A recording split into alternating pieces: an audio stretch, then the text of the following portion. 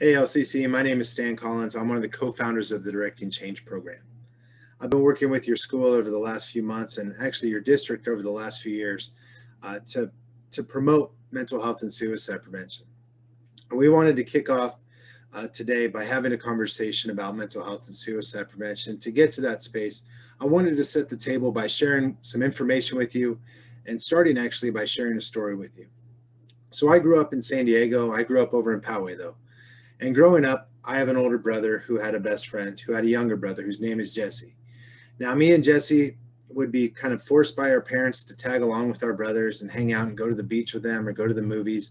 And over time, we developed a really good friendship. I was really lucky though, because Jesse was a year older than me. So he could help kind of guide me through life. And going into my freshman year at Poway High School, I was really fortunate because one of my best friends was a sophomore. So he could tell me which classes to take and which classes not to take, where to find my locker and everything. And I was really blessed because we ended up in the same fourth period geometry class together. So every day my freshman year, I knew there was 1 hour out of the day where I could feel safe to go and hang out with one of my best friends, a couple more classes, and the day was over. But I came home from practice one night and I was walking down the hallway of my house. And my brother was coming towards me. And as he got close, I realized that he had tears in his eyes. Now, me and my brother are on very different ends of the emotional spectrum. I'm the type of person who cries at Hallmark cards and Disney movies, and my brother is a little bit more restrained with sharing his emotions. So for me to see him with tears in his eyes, I knew something bad had happened. And when I went up to him and I asked him what was going on, I could tell even before he spoke that whatever he was about to tell me was going to change my life. But I went up to him and I asked him, and he went on to tell me that Jesse had died by suicide. And I remember the weight of the world hitting me with those words. And I remember stumbling back until I hit the wall and sliding down and putting my head between my knees and just crying for hours because I was overwhelmed with so many different emotions. I was confused.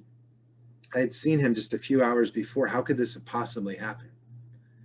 I was sad, obviously, regardless of the manner in which he died. One of my best friends was dead. But I was also, because he died by suicide, I had anger and I felt guilty and ashamed. If I was such a good friend, why didn't I know that this was coming? Why didn't I help him? Why didn't me and him create space for these kind of conversations? And I eventually went to bed that night and woke up and I was getting ready for school. And, my mom had come to me and told me that, it's okay. You can take the day off. You don't have to be at school today. But for whatever reason, I was determined to go to school that day. And when I went to school, it was awkward and there was silence and there was, I just didn't feel comfortable, but I still wasn't really sure why I was there until I got to fourth period. And as I walked up the ramp to the trailer where our classroom was, I realized that as I opened the door to that classroom, that every ounce of me, every part of me wanted to believe that when I opened the door, Jesse was going to be there. He was going to be sitting in his desk and this was going to be all be a bad dream that I was going to wake up from. And instead, what happened that day and every day for the rest of the year is I sat next to my best friend's empty desk. And I sat there and I wondered what I could have done, what I could have said. What if I would have stopped by that day? What if I would have stopped by the day before? What if I would have asked him that morning, hey, how are you feeling? Are you doing okay? I noticed you've been off lately. But I didn't.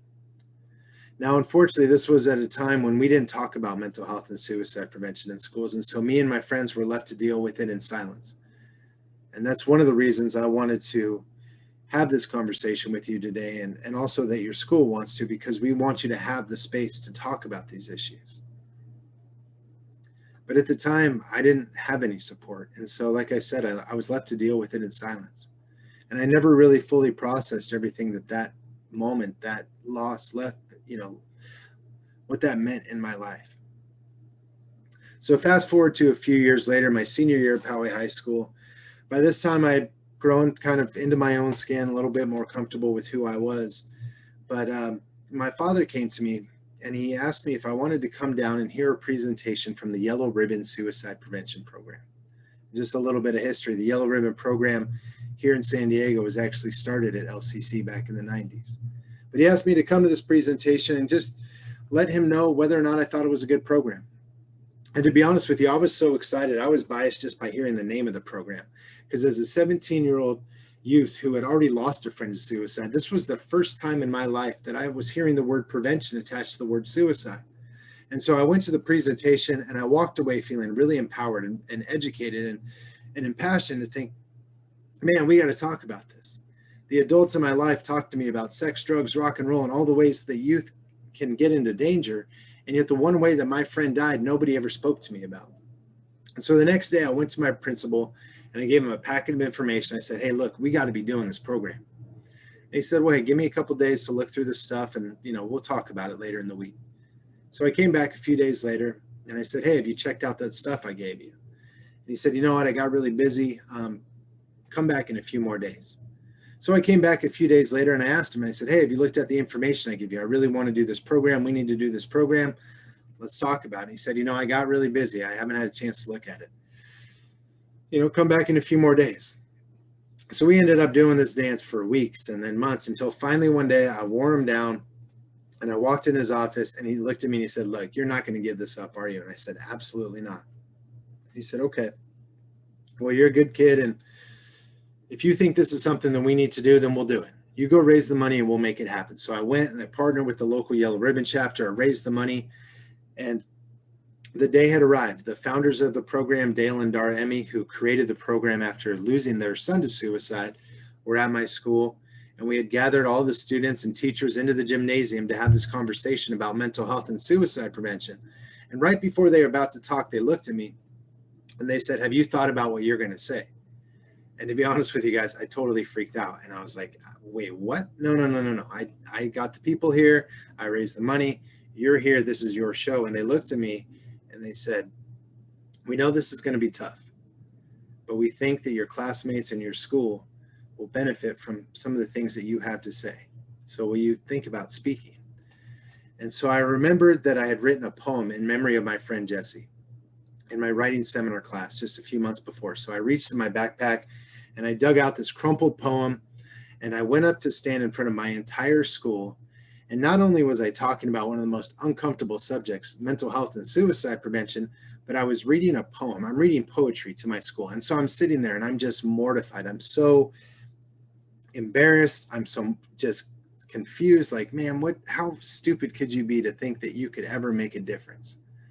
So I read the poem and I said something else. And as soon as the presentation was done, I made it through the rest of the day and I skipped practice. I went home and I went to bed. I pulled the sheets over my cover and the covers over my head. And I just wanted to pretend like today had never existed.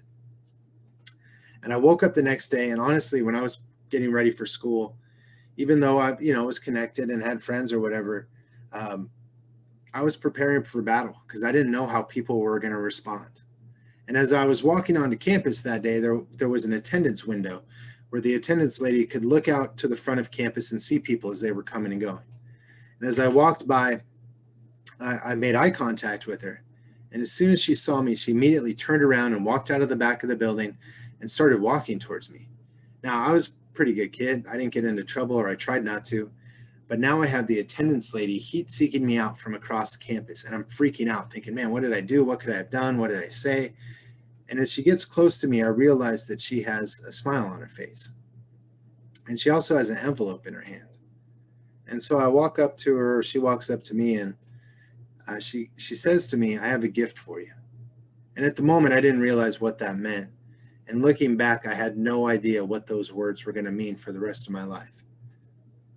But she handed me the envelope, and I opened it up, and it was a letter from a girl named Sarah. Now, Sarah didn't give me her last name or last initial, so to this day, I don't know who Sarah is, and I hope one day I'll find out who.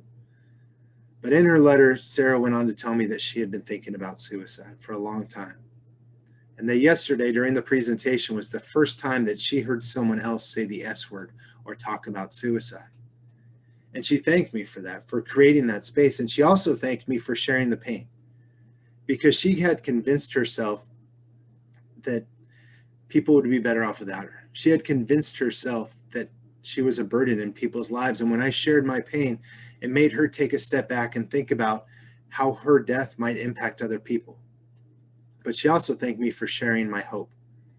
Because in that presentation, I talked about how I or any of my classmates would be willing to talk and to be there to support each other and to sit with each other in the mud as they find hope and they deal with their pain. And in that letter, she went on to tell me that poem that I was so embarrassed to read in front of my entire school, that she had actually gone to the teacher and she had asked to make copies of it. And she had passed out copies of this poem, and that she had given it to her friends, but most importantly, that she had taken it and put it next to her bed.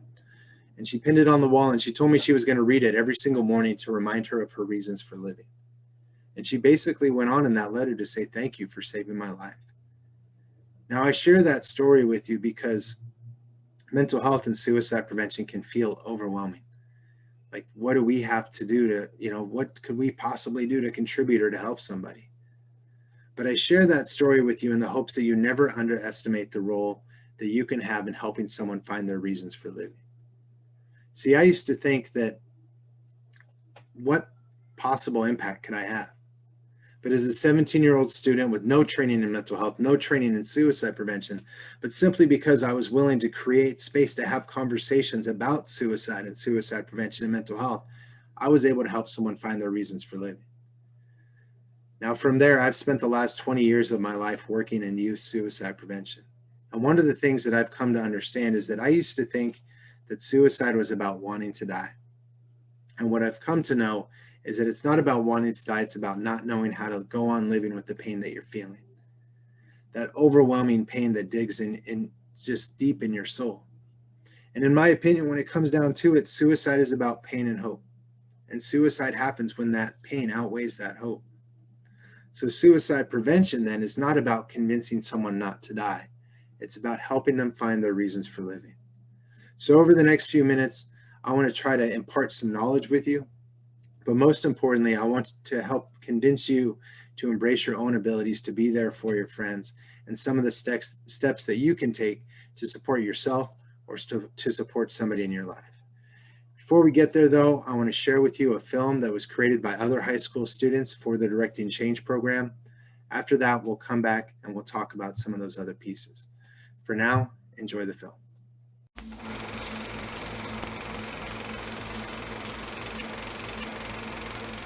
Hello, my name is Marco Lopez, and I am a normal everyday high schooler. Except, I've been struggling with suicidal thoughts. It's hard. Sometimes I feel like I'm fighting alone. But that couldn't be farther from the truth. If you look close enough, many of us are going through the same battle.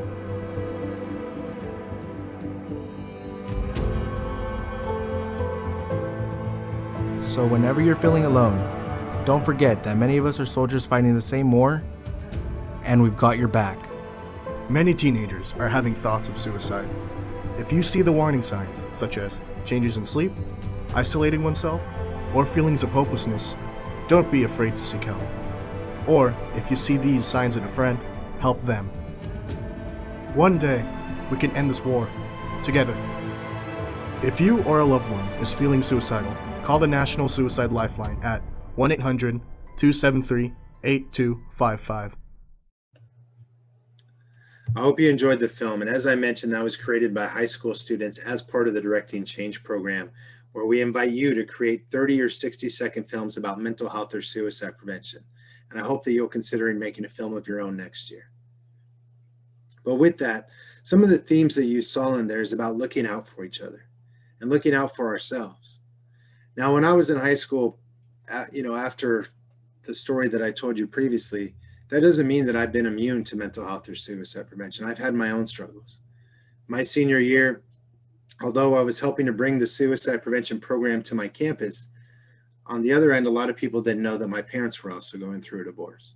So even though I was on the water polo team and dating a cheerleader, I had even won biggest flirt in the yearbook my senior year, I was struggling on the inside, and I was wearing a mask every single day. I had good grades, and yet I was nervous to let people know that I needed help. I was shy away. I didn't want to burden people with reaching out and asking for support. And I wasted a lot of time, months and years, not being courageous enough to ask for help.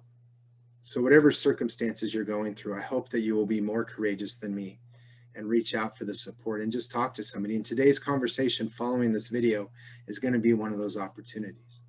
But I also want to empower you on how to look out for each other. So with that, I want to share a few slides and a couple resources with you for just a second. But I mentioned the Directing Change program. Again, directingchangeca.org is the website, and I hope you'll participate. But I want to talk to you first about warning signs, what to look out for, because I wish someone would have told me what to look out for so that maybe I could have recognized signs of distress in Jesse.